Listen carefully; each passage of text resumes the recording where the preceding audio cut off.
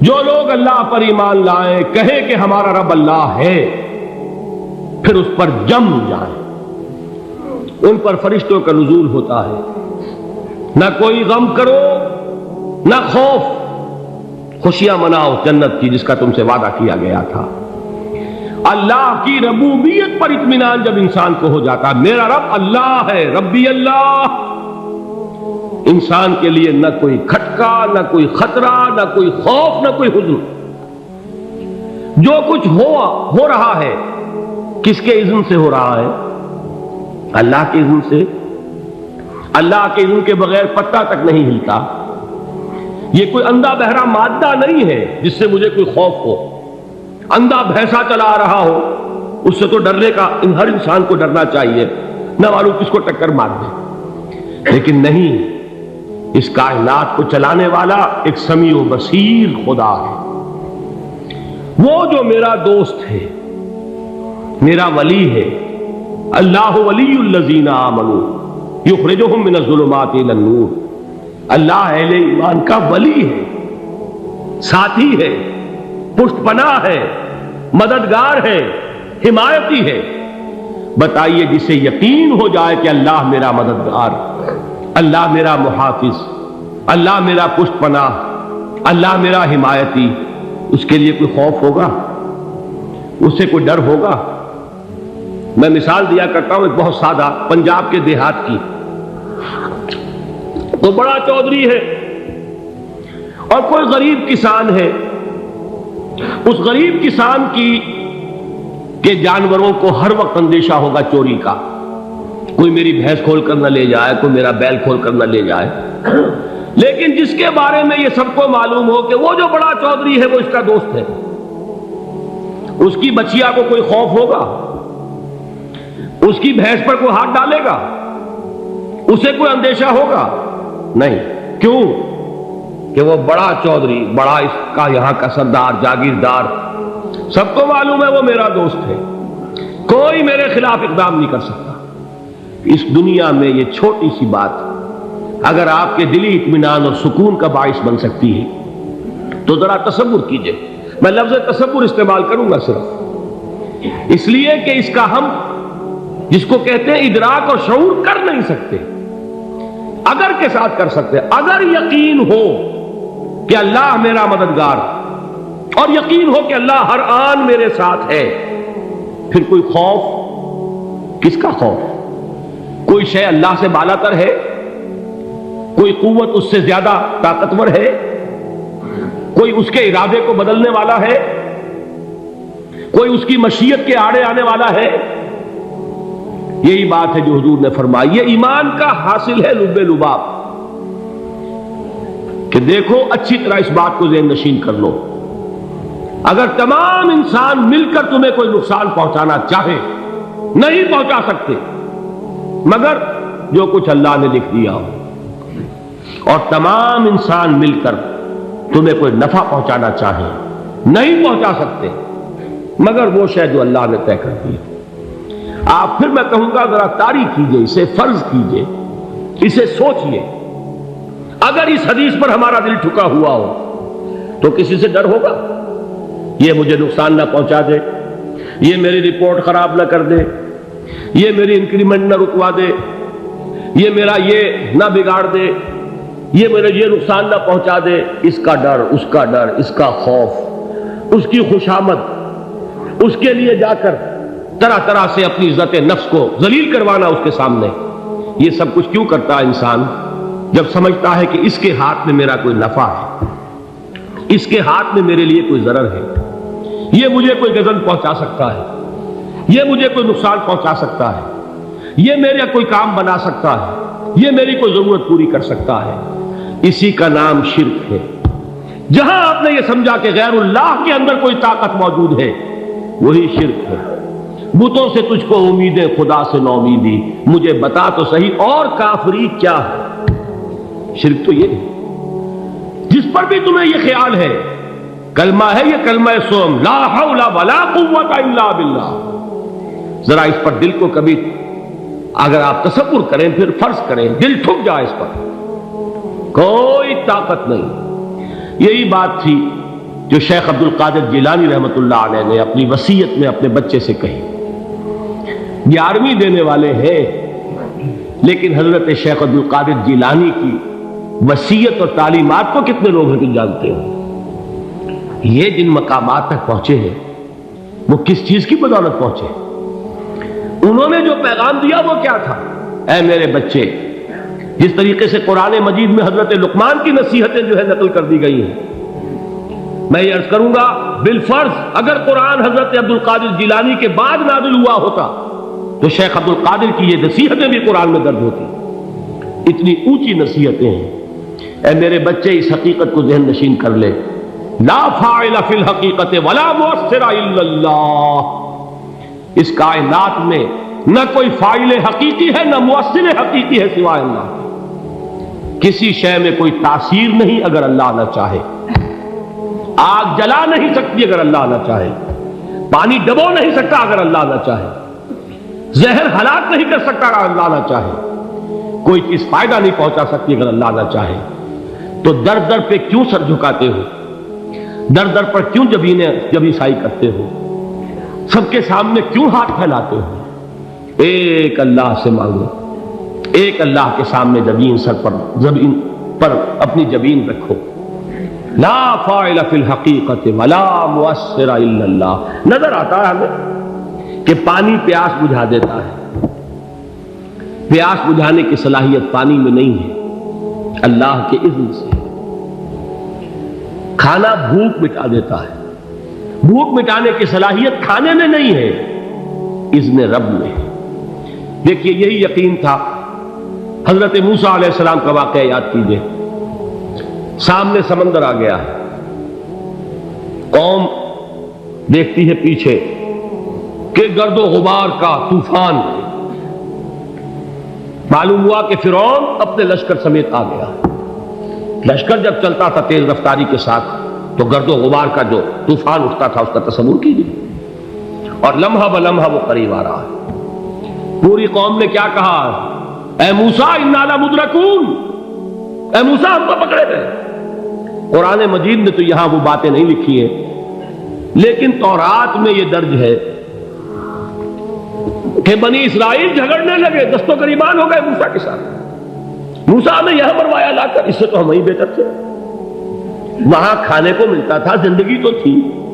بیگار ہم کر رہے تھے، موت تو نہیں تھی. اب جو کچھ ہوگا اس کا تصور کرو، جس طریقے سے ہمارے ٹکڑے اڑائے جائیں گے. تو لڑ رہے ہیں حضرت موسیٰ علیہ السلام سے. یہ تورات کی تفصیل ہے. قرآن میں صرف اتنا آیا ہے، پریشان ہو کر انہوں نے کہا انا لمدرکون. موسیٰ ہم تو پکڑے گئے. اس وقت موسیٰ کا جواب کیا ہے؟ کلا ان معی ربی سیہدین. نہیں، میرے ساتھ میرا رب ہے، وہ راستہ دے گا. بتائیے کہاں راستہ نظر آ رہا ہے؟ یہ ہے ایمان بالغیب. راستہ نظر نہ آئے تب اللہ پر یقین ایمان ہے. جیب میں پیسے ہوں اور تب دل کو اطمینان ہے تو ایمان کس پر ہوا؟ پیسے پر، اللہ پر نہیں. جب وسائل و ذرائع نہ ہو اور پھر یقین ہو کہ اللہ مسبب الاسباب ہے، وہ اسباب کا پابند نہیں ہے، وہ اسباب کا محتاج نہیں ہے، اسباب اس کے محتاج ہے. اگر یہ یقین ہے تو اللہ پر ایمان ہے. یہ نہیں ہے تو تمہارا ایمان اسباب پر ہے، وسائل پر ہے، ذرائع پر ہے، مادیات پر ہے، اللہ پر نہیں. اس وقت کہاں راستہ تھا؟ کوئی راستہ تھا؟ سمندر ہے اور ادھر سے لشکر آ گیا ہے. کلا ان معی ربی سیہدین. اب دیکھیے ایمان کہہ دینا آسان ہے، ہوا معکم اینما کنتم. جہاں کہیں بھی تم ہوتے ہو اللہ تمہارے ساتھ ہوتا ہے. لیکن اس کا یقین قائم ہو جائے تو زمین و آسمان کا فرق واقع ہو جائے. یہی بات ہوئی حضور کے ساتھ. غار ہے، چھپے ہوئے ہیں محمد رسول اللہ اور آپ کے وہ یار غار ابو بکر صدیق رضی اللہ تعالی عنہ. اقبال نے حضرت ابو بکر کی شان میں چند اشعار کہیں صرف، لیکن واقعہ یہ ہے کہ بھاری بھاری نظموں پر اور قصیدوں پر بھاری ہے. طویل ترین نظمیں اور قصیدے ہوں ان پر بھاری ہے. ہمتیں ابو بکر کی ہمت جو ہے کشت ملت را چو ابر، جیسے بارش سے کھیتی اپجتی ہے، ابو بکر کی ہمت اور عزیمت اس امت کو اسی طرح سینچنے والی ہے۔ ثانیے اسلام و غار و بدر و قبر، وہ دوسرے تھے اسلام میں، دوسرے پہلے کون تھے؟ انا اول المومنین، حضور فرماتے سب سے پہلا ایمان لانے والا میں، دوسرے ابو بکر۔ ویسے ہمارے ہاں یہ چلتا ہے اختلاف، حضرت علی پہلے ہیں کہ حضرت ابو بکر پہلے ہیں، لیکن اس میں بڑی خوبصورت تطبیق قائم کی ہے علماء نے، اور بہت صحیح ہے۔ چار کے بارے میں فیصلہ ہی مت کرو کہ کون پہلے، ان کی ایک عجیب تقسیم کر دی ہے۔ آزاد مردوں میں، بالغ مردوں میں سب سے پہلے ابو بکر، بچوں میں سب سے پہلے علی، خواتین میں سب سے پہلے خدیجہ، اور غلاموں میں سب سے پہلے زید بن حارثہ۔ بڑی پیاری تقسیم ہے، یہ چاروں ہی پہلے ہیں، ہر ایک کے لیے اولیت ہے۔ اور واقعہ یہ ہے کہ اگر زمانی اعتبار سے تعین ہوگا تو پہلے خدیجۃ الکبریٰ آئیں گی رضی اللہ تعالی عنہ، کسی اور سے بات کرنے کی نوبت بعد میں آ سکتی ہے، پہلے تو اہلیہ محترمہ سے بات ہوئی، آتے ہی پہلی وحی ہوئی ہے، ابھی تبلیغ کا حکم نہیں تھا۔ کس کو بتایا واقعہ؟ ابھی اپنی نبوت کی تبلیغ کا تو حکم ہی نہیں آیا، واقعہ کس کا ہے؟ وہ خدیجہ کا ہے۔ جب کہا ہے کہ خشیت علی نفسی، مجھے اپنی جان کا اندیشہ ہے، تو کیا جواب دیا خدیجہ نے رضی اللہ تعالی عنہا؟ وہ صدیقۃ الکبریٰ ہے، صدیقات جو ہے خواتین ان میں چوٹی پر خدیجۃ الکبریٰ ہے رضی اللہ تعالی عنہا، اور صدیق جو مرد ہیں ان میں صدیق اکبر ہے ابو بکر صدیق رضی اللہ تعالی عنہ، لیکن صدیقات میں چوٹی پر۔ جب حضور نے فرمایا خشیت علی نفسی، کیا فرمایا، کیا عرض کیا، کیسے تسلی دی؟ نہیں نہیں، اللہ آپ کو ضائع نہیں کرے گا، آپ غریبوں کے ہمدرد ہیں، آپ مساکین کے تکالیف رفع کرنے والے ہیں، آپ بیواؤں کی سرپرستی کرتے ہیں، آپ مسافروں کی خدمت کرتے ہیں، اللہ آپ کو ضائع نہیں کرے گا، یہ یقین ہے اس خاتون کے اندر۔ خیر وہ ایک علیحدہ بات ہو جائے گی۔ میرے دل پر حضرت خدیجہ رضی اللہ تعالیٰ عنہ کی شخصیت کا بڑا گہرا نقش ہے، جو وہ کوئی اور ہی وقت اور موقع ہوا تو بیان ہوگا۔ بہرحال اقبال نے ایک مصرے میں جو چار اولیتیں جمع کر دی ہیں، ہمت او کشت امت را چو ابر، ثانی اسلام و غار و بدر و قبر۔ اسلام میں حضور کے بعد پہلے کون؟ ابو بکر۔ غار میں حضور کے ساتھ کون؟ ابو بکر۔ بدر کی رات اللہ کا رسول سر سجود، وہ جھاڑ، وہ گھاس پھوس کی جو جھوپڑی بنائی گئی تھی، اور وہاں تلوار ننگی لے کر پہرا دینے والا کون؟ ابو بکر۔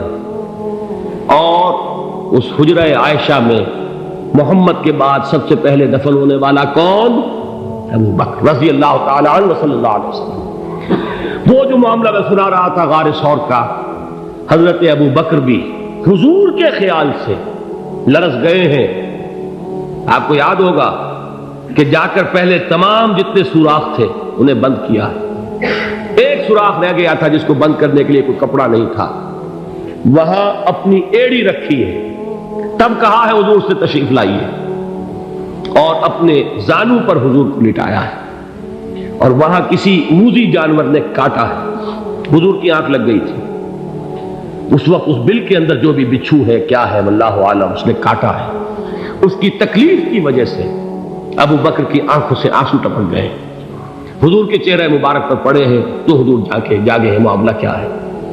ایڑی نہیں ہٹائی وہاں سے، مبادا وہ جانور وہاں سے نکل کر محمد الرسول اللہ کو کوئی گزن پہنچا دے، ابو بکر کی ایڑی ہے، جس طرح چاہے کھا لے، ختم کر دے، جان نکل جائے تب کوئی آنچ آئے، محمد پر تو آئے، لیکن جیتے جی نہیں۔ وہ ہے ابو بکر۔ حضور کے خیال سے اس وقت حضور نے پھر اپنا لعاب دہن لگایا ہے، اور اس سے پھر آپ کی تکلیف ختم ہوئی۔ جیسے خیبر میں حضرت علی کی آنکھ دکھ رہی تھی، اس کو جو شفا حاصل ہوئی ہے وہ بھی حضور کے لعاب دہن سے ہوئی۔ تو بہرحال اس وقت انہوں نے کہا ہے کہ اے نبی یا رسول اللہ، اگر اس وقت ان میں سے کسی نے غیر ارادی طور پر بھی اپنے قدموں کی طرف جھانک لیا تو پکڑے جائیں گے۔ کیا جواب تھا اللہ کے رسول کا؟ لا تحزن ان اللہ معنا، اللہ ہمارے ساتھ ہے، کیوں گھبراتے ہو ابو بکر؟ یہ ہے ایمان باللہ، میرا مالک اللہ، میرا رازق اللہ، میرا محافظ اللہ، میرا مددگار اللہ، میرا پشت پناہ اللہ، میرا دوست اللہ۔ یہ دوستی ہے اللہ کی جو لب لباب ہے، حاصل ہے ایمان کا، اسی کا نام ولایت ہے۔ اولیاء اللہ کے سروں پر سینگ نہیں ہوتے، جس کے دل میں ایمان راسخ ہو چکا ہو وہی اللہ کا ولی ہے، جسے اللہ پر یقین ہو چکا ہے وہی اللہ کا ولی ہے، جسے یقین ہے اللہ میرے ساتھ ہے، میرا مددگار، میرا پشت پناہ، میرا ساتھی، میرا دوست، میرا محبوب، میرا محب۔ اللہ اہل ایمان سے محبت کرتا ہے۔ واللہ یحب الصادقین، ان اللہ یحب الذین یقاتلون فی سبیلہ صفا کانہم بنیان مرصوص۔ اللہ محبت کرنے والا، اہل ایمان محبوب، اور اہل ایمان محبت کرنے والے اللہ محبوب۔ والذین آمنوا اشد حبا للہ۔ آپ تصور کیجئے جسے یہ رشتہ ایمان یا رشتہ ولایت حاصل ہو جائے، الا ان اولیاء اللہ لا خوف علیہم ولا هم یحزنون، آگاہ ہو جاؤ، اللہ کے دوستوں کے لیے نہ کوئی خوف ہے نہ کوئی حزن ہے۔